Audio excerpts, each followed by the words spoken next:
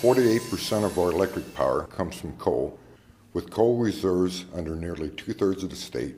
As long as we remain dependent on coal to power our electric plants, mining companies have cause to develop more efficient means of removing the coal underground. That efficiency comes at a cost, the loss of rich, flat farmland in the Illinois Heartland. At most, immediate risk is land in Montgomery County in southern Illinois, where officials sold coal mining rights to 120,000 acres of land. Klein Coal plans to extract the coal from under our farmland and homes using a type of mining that causes the land to sink and irreversibly change the landscape and farming as we know it here. That method is called longwall mining. The highly mechanized longwall mining removes nearly 90% of the subsurface coal, leaving no support to maintain the ground level. As a result, the surface drops. The coal industry calls this planned subsidence.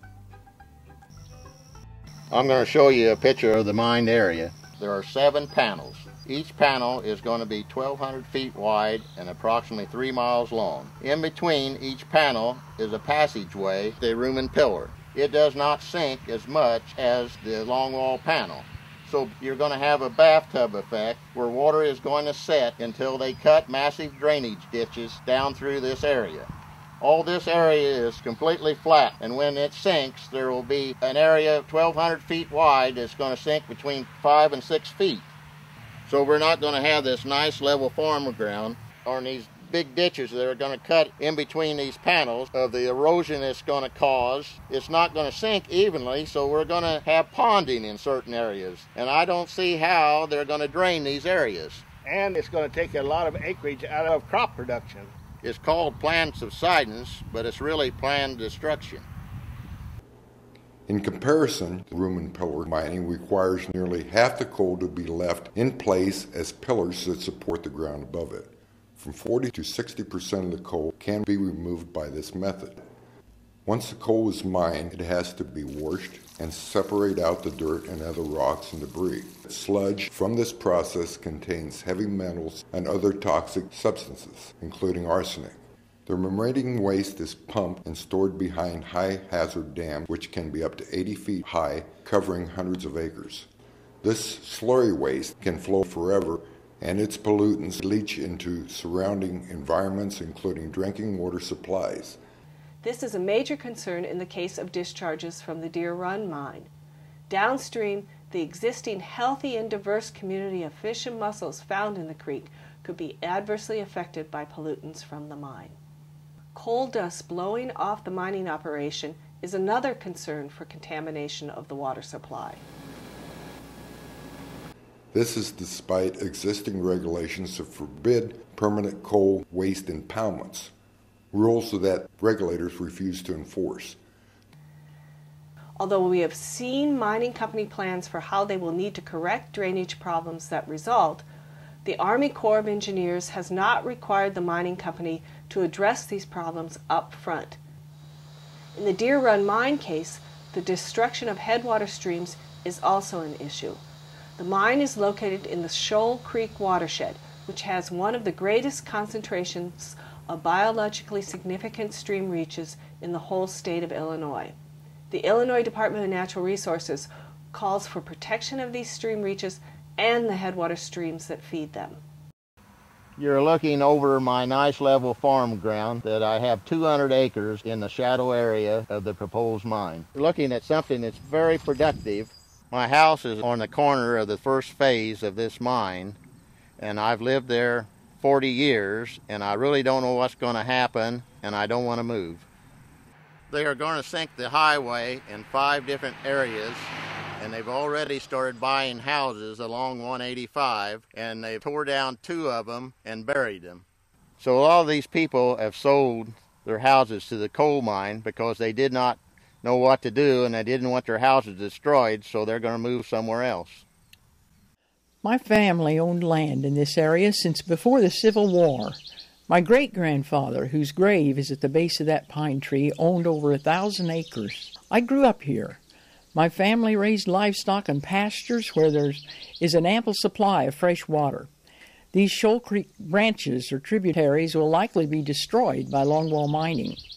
In Montgomery County, farming is a major contributor to the economy. Big yields of corn and beans are grown on the land and could be for generations to come. Farmers contribute not only taxes, but time to their community. Farm children grow up to be responsible citizens because they help with the care of livestock and growing crops. They take part in 4-H clubs. When coal companies buy up farmland, farm families move and we lose good, stable citizens. Businesses depend on farming. Over the years, loss of grain yields will amount to billions of dollars in lost revenue. Annual losses in grain production will run about $26 million. Suppliers of machinery, fertilizer, fuel, and services, such as grain elevators, farmers will lose over $21 million a year. The land in nearby Macoupin County bears the scars of longwall mining. You see abandoned homes and vacant farmsteads where the houses are gone. After a quarter of a century, the coal waste impoundments are still there. They are full of toxic sludge and cover over 100 acres. What a horrible mess to leave for future generations. A coal waste impoundment like this leaked underground into the big aquifer near Germantown, Illinois, and I am concerned that it will happen here. I don't want my home county to end up like what has happened in these longwall mining areas in Macoupin County. The coal companies are supposed to repair the damage that results from mining, but with no time limit, they can delay for years.